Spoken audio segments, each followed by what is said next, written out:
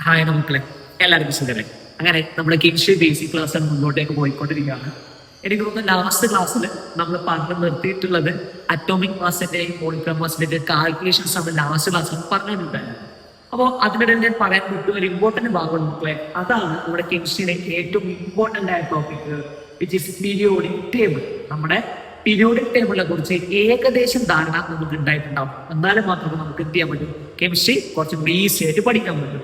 നോക്കുമക്കളെ, നിങ്ങളുടെ പീരിയോഡിക് ടേബിളിന്റെ ചിത്രം എല്ലാവരും കണ്ടിട്ടുണ്ടാവും. എനിക്കറിയാം, നിങ്ങളുടെ ടെക്സ്റ്റ് ബുക്കിലായാലും ടെക്സ്റ്റിന്റെ പുറകിലായാലും എല്ലാത്തിനും വന്നിട്ട് ഈ കാണുന്ന പീരിയോഡിക് ടേബിളിന്റെ ഒരു ചിത്രം നിങ്ങൾക്ക് കാണാൻ പറ്റും. ഓക്കെ, മക്കൾ നോക്കിക്കോ, നമ്മള് ഈ പീരിയോഡിക് ടേബിൾ എന്ന് പറയുന്ന സമയത്ത് ഈ പീരിയോഡിക് ടേബിളിന്റെ ചരിത്രത്തെ നിങ്ങൾ 9ാം ക്ലാസ് പഠിച്ചത് എങ്ങനെയാണ് പീരിയോഡിക് ടേബിൾ ഉണ്ടായിട്ടുള്ളത്, ആരാണ് പീരിയോഡിക് ടേബിൾ അദ്ദേഹം ഉണ്ടായിട്ടുള്ളത്, അങ്ങനെ എല്ലാ കാര്യങ്ങളും എവിടെ പഠിക്കുന്നുണ്ട്, 9ാം ക്ലാസ്സിൽ ബേസ് ആയിട്ട് പഠിക്കുന്നുണ്ട്. സോ നമുക്ക് അതിന്റെ കാര്യങ്ങൾ ഡിസ്കസ് ചെയ്ത് പോവാം. മക്കൾ നോക്കിക്കോ, ഈ പീരിയോഡിക് ടേബിൾ നോക്കിക്കഴിഞ്ഞാൽ നിങ്ങൾ കുറെ മൂലകങ്ങൾ കാണാൻ പറ്റുന്നില്ല. ഓക്കെ, ഇനി ഈ പീരിയോഡിക് ടേബിൾ നിങ്ങൾ അല്ലെങ്കിൽ ഈ പീരിയോഡിക് ടേബിൾ പഠിക്കുന്ന പേരാണ് മോഡേൺ പീരിയോഡിക് ടേബിൾ എന്നാണ് ഈ പീരിയോഡിക് ടേബിൾ നമ്മൾ വിളിക്കുക. മോഡേൺ പീരിയോഡിക് ടേബിൾ അഥവാ ആധുനിക പീരിയോഡിക് ടേബിൾ എന്നാണ് നമ്മൾ ഈ ഒരു പീരിയോഡിക് ടേബിളിനെ പറയാം. മോഡേൺ പീരിയോഡിക് ടേബിൾ അല്ലെങ്കിൽ ആധുനിക പീരിയോഡിക് ടേബിൾ.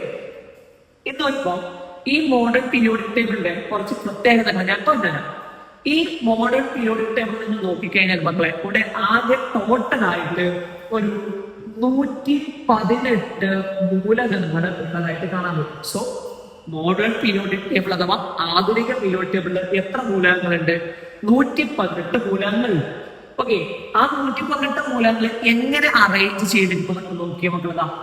ഈ കുത്തനെയുള്ള കോളങ്ങളെ വിളിക്കുന്ന പേരാണ് ഗ്രൂപ്പുകൾ. അതായത് ഈ താഴേക്ക് പോകുന്ന ഭാഗമില്ലേ, ഇതിനെ വിളിക്കുന്ന പേരാണ് ഗ്രൂപ്പ് എന്നാണ് വിളിക്കുന്നത്, ഗ്രൂപ്പുകൾ.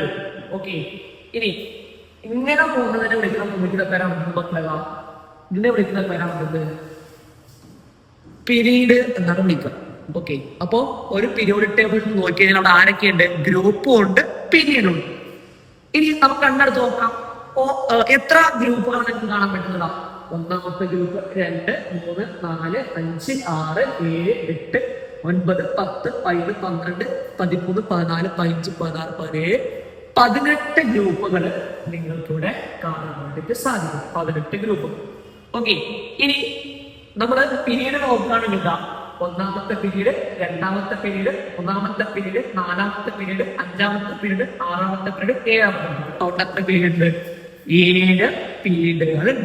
അപ്പൊ ആധുനിക പീരിയോഡിക് ടേബിൾ അഥവാ മോഡേൺ പീരിയോഡിക് ടേബിളിനെ സംബന്ധിച്ചിടത്തോളം 18 ഗ്രൂപ്പുകളുണ്ട്, 7 പീരീഡുകളുണ്ട്. ടോട്ടൽ എത്ര മൂലകങ്ങളുണ്ട്? 118 മൂലകം. ഇതാണ് ബേസിക് ആയിട്ട് നമുക്ക് അറിഞ്ഞിരിക്കേണ്ട കാര്യം. ഇത് നോക്കിക്കോണം മക്കളെ, ഈ പീരിയോഡിക് ടേബിളിലെ, അതായത് 10ാം ക്ലാസ്സിലെ കുട്ടിയെ സംബന്ധിച്ചിടത്തോളം ഈ പീരിയോഡിക് ടേബിളിലെ കുറച്ച് ബ്ലോക്കുകളാക്കി മാറ്റിയിട്ടുണ്ട്. ഓക്കെ, ആ ബ്ലോക്കുകളിലേക്കാണ് നമ്മൾ പോകാൻ പോകുന്നത്. നോക്കൂ മക്കളെ, ഈ ഒന്നാമത്തെയും രണ്ടാമത്തെയും ഈ 2 ഗ്രൂപ്പുകളെ വിളിക്കുന്ന പേരാണ് എസ് ബ്ലോക്ക് മൂലകങ്ങൾ. ഓക്കെ, എന്താണ് എസ് ബ്ലോക്ക് മൂലകങ്ങൾ? ഓക്കെ, കുഴപ്പമില്ലല്ലോ.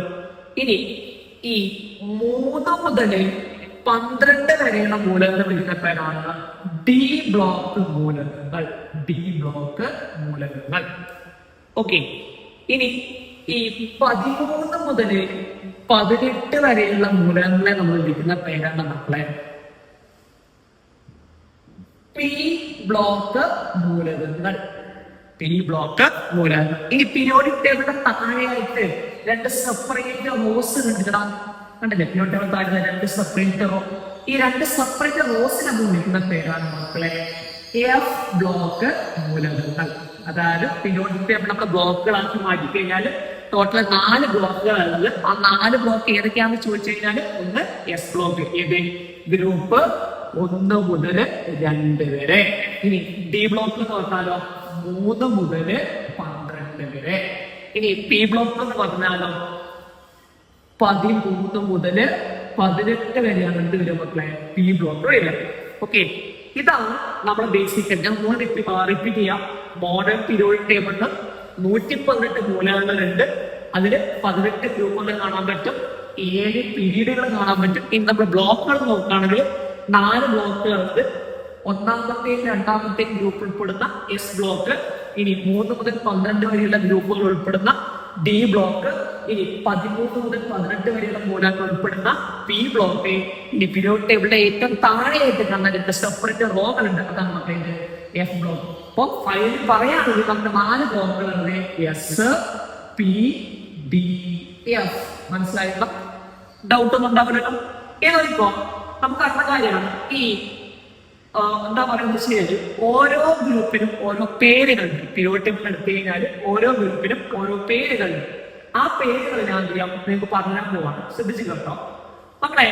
ഒന്നാമത്തെ ഗ്രൂപ്പിനെ വിളിക്കുന്ന പേരാണ്, ശ്രദ്ധിച്ചു കേട്ടോ, ഒന്നാമത്തെ ഗ്രൂപ്പിനെ വിളിക്കുന്ന പേരാണ് ഒന്നാമത്തെ ഗ്രൂപ്പിനെ വിളിക്കുന്ന പേരാണ് ആൽക്കലി മെറ്റൽസ്.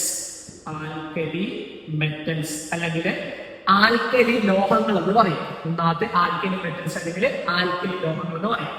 ഇനി രണ്ടാമത്തെ ഗ്രൂപ്പ് മൂലകങ്ങൾ വിളിക്കുന്ന പേരാണ് ആൽക്കലൈൻ എർത്ത് മെറ്റൽസ് അല്ലെങ്കിൽ ആൽക്കലൈൻ എർത്ത് ലോഹങ്ങൾ.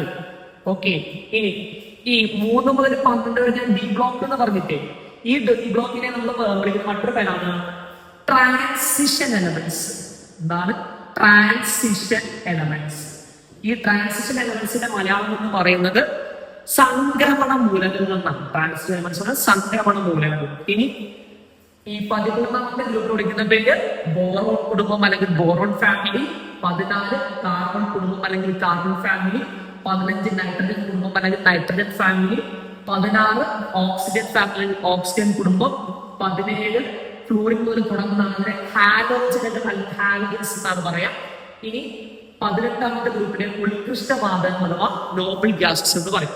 ഇനി ഈ പീരിയോഡിക് ടേബിളിന്റെ താഴേക്ക് കാണുന്ന ഈ എഫ് ബ്ലോക്ക് എന്ന് പറഞ്ഞില്ലേ, എഫ് ബ്ലോക്ക് എന്ന് വിളിക്കുന്ന പേര് അന്തഃസംക്രമണ മൂലകങ്ങൾ അഥവാ ഇന്നർ ട്രാൻസിഷൻ എലമെന്റ്സ് എന്ന് പറയും. Inner transition elements. ഓക്കെ, ഇതാണ് പീരിയോഡിക് ടേബിളിനെ പറ്റി പറയാനുള്ള ഏറ്റവും ബേസിക് ആയിട്ടുള്ള കാര്യം. ഒന്നുകൂടി ഞാൻ റിപ്പീറ്റ് ചെയ്യുന്നു. പീരിയോഡിക് ടേബിൾ അഥവാ മോഡേൺ പീരിയോഡിക് ടേബിളിലാണ് ഞാനിപ്പോ ഇവിടെ ബോർഡിൽ കാണിച്ചത്. ഈ മോഡേൺ പീരിയോഡിക് ടേബിള് 118 മൂലകങ്ങളുടെ എത്ര ബ്ലോക്കുകളുണ്ട് മക്കളെ? 4 ബ്ലോക്കുകൾ. ഏതൊക്കെ? S block, P block, D block, finally F block.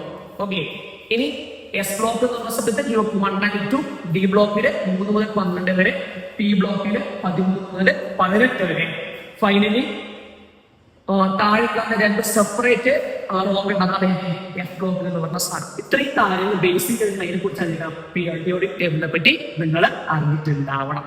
Okay, അപ്പൊ ജസ്റ്റ് ഒരു ബേസ് നിങ്ങൾക്ക് പറഞ്ഞിട്ടുള്ള ഉദ്ദേശത്തോടെയാണ് വന്നിട്ടുള്ളത്. എന്താണ് പീരിയോഡിക് ടേബിൾ, പീരിയോഡിക് ടേബിൾ എത്ര ഗ്രൂപ്പുകളുണ്ട്, എത്ര പീരീഡുകളുണ്ട്, അതുപോലെ തന്നെ എത്ര മൂലകങ്ങളുണ്ട്, അല്ലെങ്കിൽ എത്ര എലമെന്റ്സ് ഉണ്ട്, ഏതൊക്കെ ബ്ലോക്കുകളുണ്ട്, ഓരോ ബ്ലോക്കിന്റെയും പേര്. അപ്പോ ഏകദേശം ഒരു ധാരണ നിങ്ങൾക്ക് പീരിയോഡിക് ടേബിളിനെ പറ്റി കിട്ടില്ല മക്കളെ. അപ്പൊ ഇത്രയും കാര്യങ്ങളാണ് ഇന്ന് പറയുന്നത്. ബാക്കി ക്ലാസ് നമുക്ക് അടുത്ത ദിവസം കാണാവുന്നതാണ് മക്കളെ. അപ്പോ ഇന്നത്തേക്ക് ഞാൻ നിർത്താണ്. അപ്പോ ബൈ ബൈ.